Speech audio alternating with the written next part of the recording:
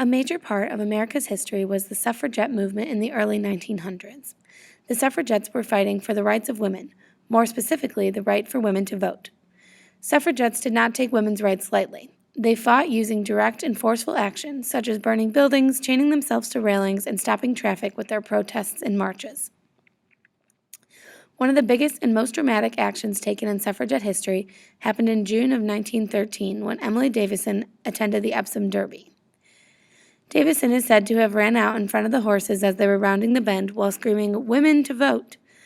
She aimed to grab the reins of the horse that was owned by King George V, but ended up being trampled by said horse and being severely injured. After 4 days in critical condition in the hospital, she died.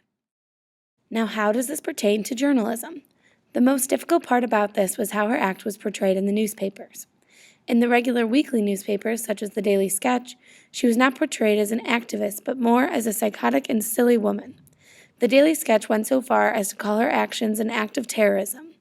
Historians say this event and how it was represented in the media made people think that well-educated women still made terrible and irrational decisions. Another issue with the Daily Sketch's portrayal of Davison is the fact that they were taking her actions and death so lightly. While writing the headlines for the day following the accident, the Daily Sketch wrote that this was history's most wonderful derby, even though it was quite possibly one of the most tragic derbies that London had ever seen.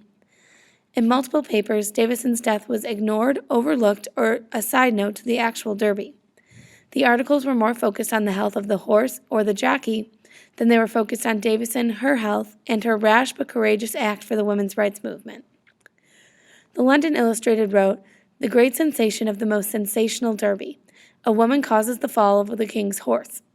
Papers all over were more concerned about how this was affecting the king and his livelihood. They were more concerned about how the horse was doing than the women's rights activist that was unconscious in a hospital. However, in the suffragette journals, Davison was written about as a hero. She was seen as the face of the cause. In one of the papers, called The Suffragette, she was portrayed as an angel on the front page spreads of the accident. Her photos and timelines of her life were plastered across many different areas of the paper.